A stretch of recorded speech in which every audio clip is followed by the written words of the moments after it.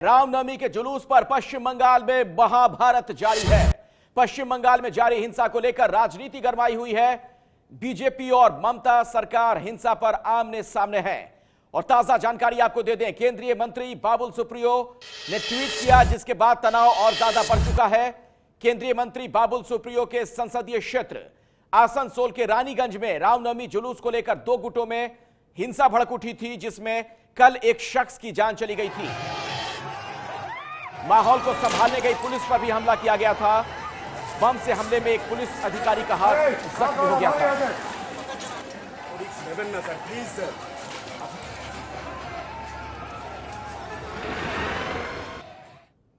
और ये जो हिंसा हुई उससे जुड़ी बड़ी बातें सबसे पहले आपको जरा विस्तार से बताते हैं।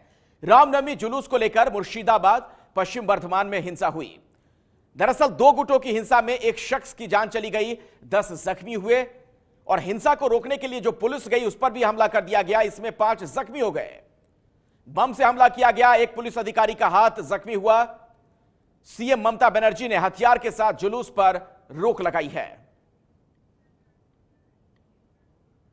और पश्चिम बंगाल में हिंसा को लेकर बीजेपी ममता सरकार को घेर रही है। मोदी सरकार में मंत्री और आसनसोल से सांसद बाबुल सुप्रियो ने ट्वीट कर इस मामले को और ज्यादा गरमा दिया है। क्या लिखा उन्होंने अपने ट्विटर हैंडल पर, वो देखिए। मेरे संसदीय क्षेत्र आसनसोल के रानीगंज में अल्पसंख्यक समुदाय के कुछ गुंडों ने गाड़ियों से आकर उत्पात मचाया। यह बाबुल सुप्रियो का ट्वीट है। दुकानों में तोड़फोड़ की गई, आगजनी की घटना सामने आई है। हिंदुओं को घरों से निकालकर तलवार से बेरहमी से मारकर जख्मी कर दिया गया। सबसे खतरनाक बात यह है कि पुलिस निष्क्रिय बनकर घटनास्थल से दूर खड़ी रही, जो वीडियो से साबित होता है। यह कहना बाबुल सुप्रियो का। आगे वो लिखते हैं ट्विटर हैंडल पर कि लोगों का आरोप है कि पुलिस ने लोगों के फोन का जवाब तक नहीं दिया, चुपचाप बैठी रही।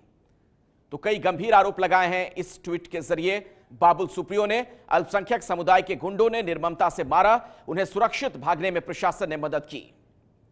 यह कहना केंद्रीय मंत्री बाबुल सुप्रियो का। और यही नहीं, आगे उन्होंने अपने ट्विटर हैंडल पर यह भी लिखा कि पूरा देश जानना चाहता है कि तुष्टीकरण की यह कैसी गंदी राजनीति ममता बनर्जी की सरकार पश्चिम बंगाल में कर रही है। और इस तरीके से इस पूरे मामले ने एक बार फिर से तूल पकड़ लिया है।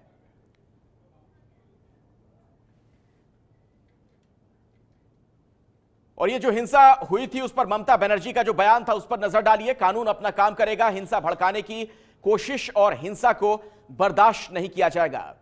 यह बयान था ममता बनर्जी का।